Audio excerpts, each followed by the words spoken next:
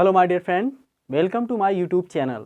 Dear friends, पिछली video में हमने आपके लिए संख्या पर आधारित किस प्रकार से क्वेश्चन बनते हैं उनकी सीरीज के साथ हम उपस्थित हुए थे और उनमें से कुछ क्वेश्चन को हमने आपके लिए सॉल्व भी किया था।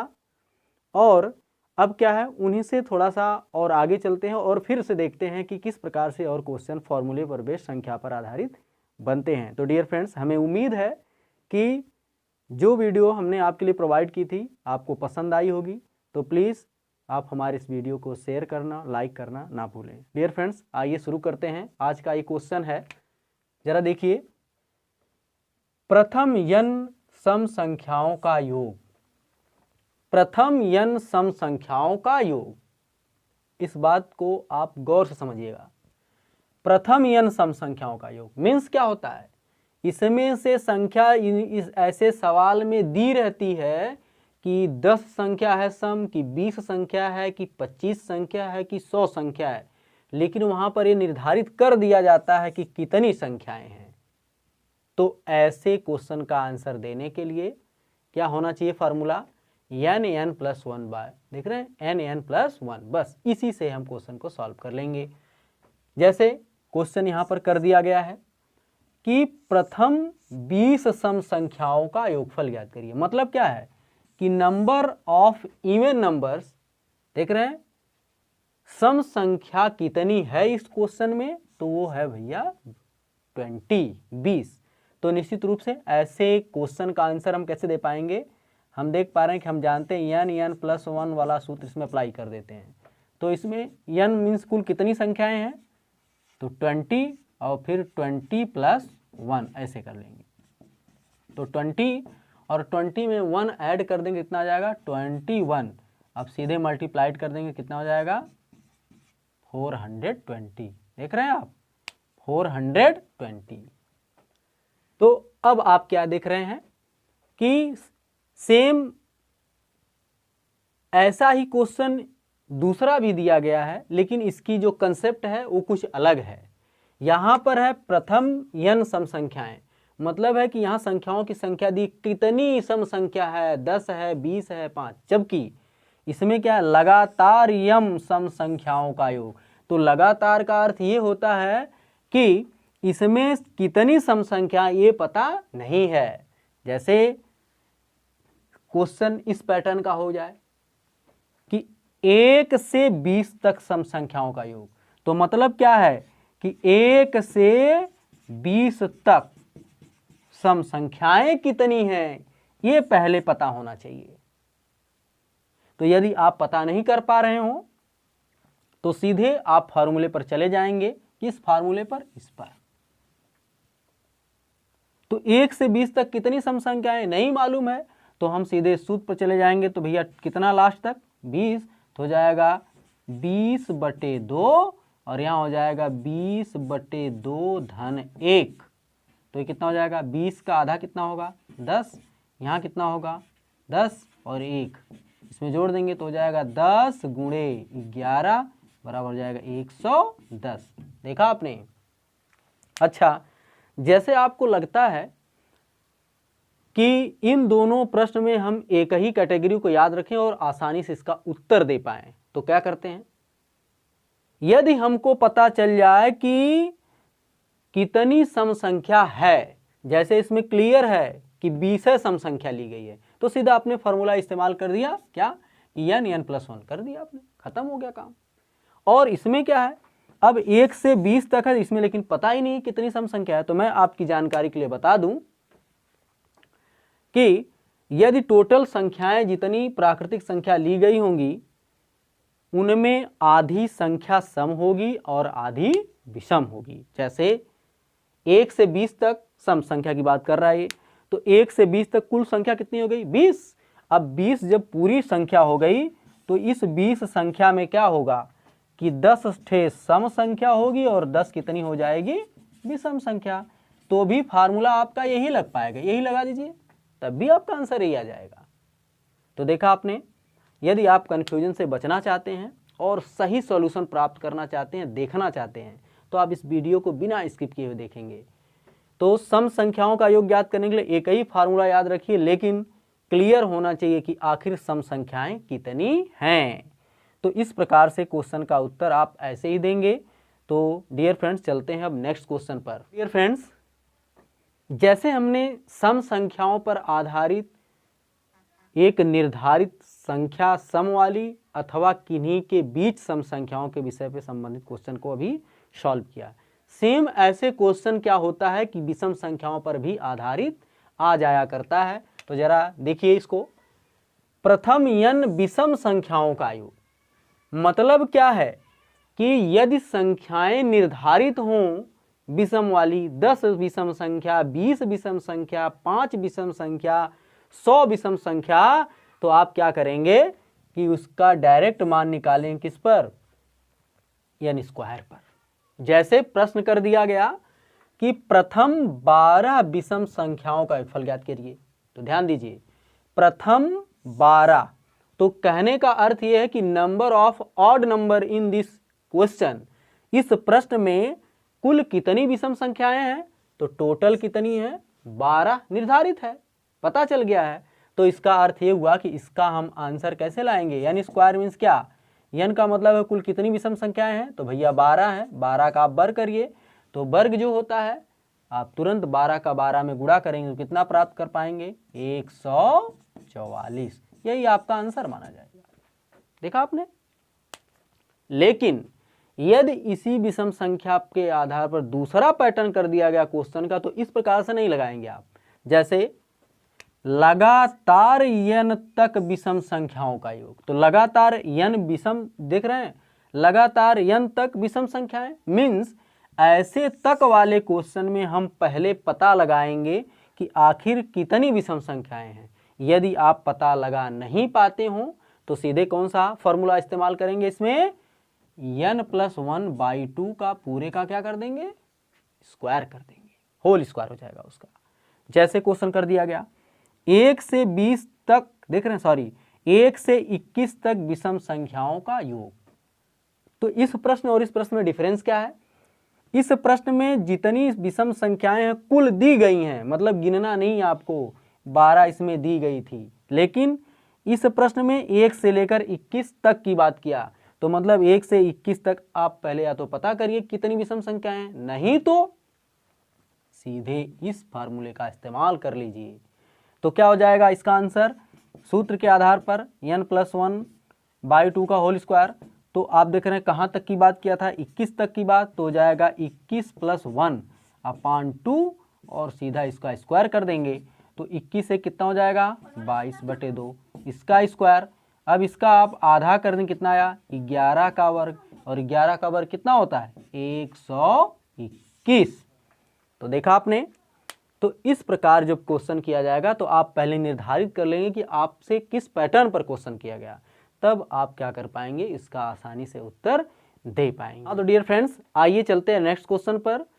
जो प्राकृतिक संख्याएं होती हैं, गिनती की संख्याएं, उन पर जो क्वेश्चन बनता है, जैसे वर्गों का योग, घनों का योग, तथा उसमें आने वाली सम विषम संख्याओं के वर्गों और घनों का योग कभी कभार पूछ लिया जाता है। चलते हैं क्वेश्चन पर। आइए, जैसे लिखा हो इसकी कंसेप्ट क्लियर कर लीजिए। प्रथम n प्राकृतिक संख्याओं के वर्गों का योग, क्योंकि मैंने आपको पहले से इसके सूत्र से अवगत करवा दिया, तो यदि प्राकृतिक संख्याएं दी हों लेकिन उनके वर्गों का योग पूछा जाए एक निश्चित संख्या तक, जैसे n+1, तो इसको कैसे आप लगाएंगे, n+1 2n+1/6 से। जैसे जरा ध्यान दीजिए, एक क्वेश्चन है 1 का वर्ग 2 का वर्ग धन 3 का, देख रहे हैं 1 का वर्ग धन 2 का वर्ग धन 3 का वर्ग, ऐसे चलते चलते कहाँ तक, 60 के वर्ग तक का मान ज्ञात कीजिए। तो अब देखिए, आप पहचानिए इसको, यह जो दिया गया है प्राकृतिक संख्याएं हैं, वो भी प्रथम प्राकृतिक संख्याएं हैं, 1 से लेकर 60 तक की हैं, और तो और इनके वर्गों का योग न पूछा है। तो क्या करना चाहिए कैंडिडेट को, n+1 2n+1/6 से इसकी वैल्यू को फाइंड आउट कर लेना चाहिए चंद मिनट में। जैसे और भी कम सेकंड, हाँ सेकंड में भी इसको इस्तेमाल करते हैं, लेकिन आपकी गणना तेज होनी चाहिए। तो n का मतलब है कुल कितनी संख्याएं हैं, 60 हैं, तो 60 और 60 धन 1 कर देंगे, और आगे हो जाएगा 60 × 2 धन 1, अब बटे कितना हो जाएगा, 6। तो आप इसको जब सॉल्व कर देंगे तो पहले इससे सॉल्व करेंगे, कितना आएगा, यहाँ 10 आया, तो यहाँ 10 आ गया, देख पा रहे हैं। और 60 में 1 जोड़ देंगे, कितना आ जाएगा, 61। और उसके बाद आप इसमें 60 में 2 से गुणा कर देंगे तो 120, 120 में और 1 जोड़ देंगे, कितना हो जाएगा, 121। अब यदि हम इसका मल्टीप्लाई कर लें तो चूंकि 10 का जो मल्टीप्लाई करेंगे, इसमें जो 10 का मल्टीप्लाई करेंगे उससे पहले 61 में 121 से कर लेते हैं। तो जब 61 से हम करेंगे, देखिए ज़रा, 61 में मल्टीप्लाई किससे करना है, 121 में। तो मल्टीप्लाई करने का ढंग मैं आपको बाद में फिर से अच्छे से सिखाऊंगा। तो हो जाएगा कि 6 कम 6 और 6 दूनी 12, 6 कम 6 1 7, और यहाँ आएगा कि 1 2 1 1 8 3 7। तो इसका मतलब हो गया, मल्टीप्लाई करने के पश्चात आया 7 3 8 1, इसमें 10 है तो एक 0 आप ऐड कर दीजिए, तो कुल मिलाकर इसका मान ये निकल गया, देखा आपने अभी। तो ये हो जाएगा प्रथम n प्राकृतिक संख्याओं के वर्गों का योग। तो याद रखिए, प्राकृतिक संख्याओं में सम संख्याएं भी होती हैं, विषम संख्याएं। यदि कभी कभार पूछ ले n सम संख्याओं के वर्गों का योग, अभी आपने सम संख्याओं को तक की बात किया था और क्या किया था, निर्धारित संख्या तक किया था, तो दोनों में आपने फॉर्मूला यूज़ किया। लेकिन वो सम संख्याएं हों लेकिन उनके वर्गों का योग हो, तो उसको कैसे फार्मूले पर लाएंगे, इस फार्मूले पर लाएंगे, जल्दी से ऐड कर पाएंगे।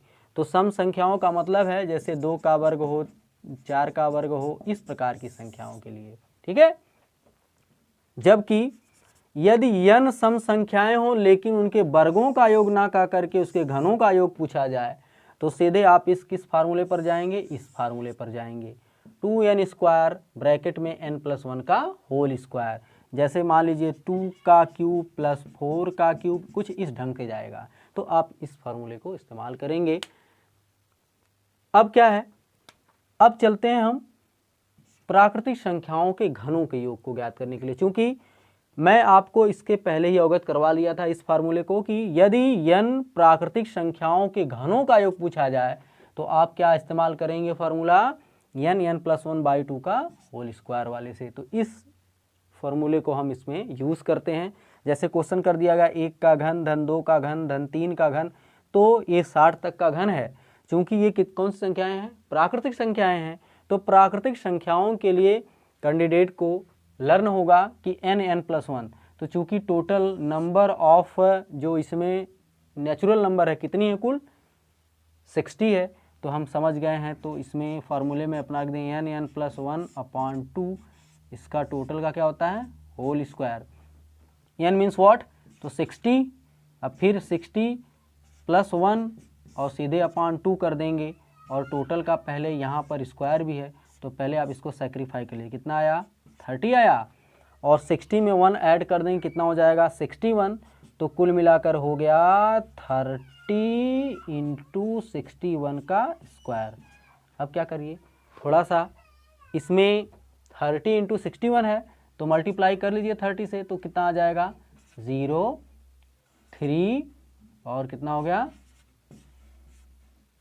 इसका स्क्वायर 18, 30 का कितना हो गया, स्क्वायर हो गया। अब क्या है कि 18 30 का जो स्क्वायर है इसको आप मल्टीप्लाई कर लेंगे, किस प्रकार से मल्टीप्लाई करेंगे, तो 18 30 × 18 30 मल्टीप्लाई कर लीजिए, 0 0 0 हो जाएगा 1830, 8 से मल्टीप्लाई करेंगे कितना आएगा, 0 0 8 सुनाई 0, 8 त्रिके 24, 8 बटे 64, 64 और 2 66, 8 कम 8 6 14, 3 की बारी है, तो 3 से मल्टीप्लाई करेंगे कितना आ जाएगा, 3 सुनाई 0, 3 त्रिके 9, 3 9 बटे 24 और 3 कम 3 और 2 5, स्क्वायर कर दिए, 0 0 9 8, और ये कितना आ जाएगा अभी, 6 3 9 9 5 14, 8 4 12 1 13, 1 1 2 1 3। तो इसका आंसर कितना हम लाए अभी, 3348900।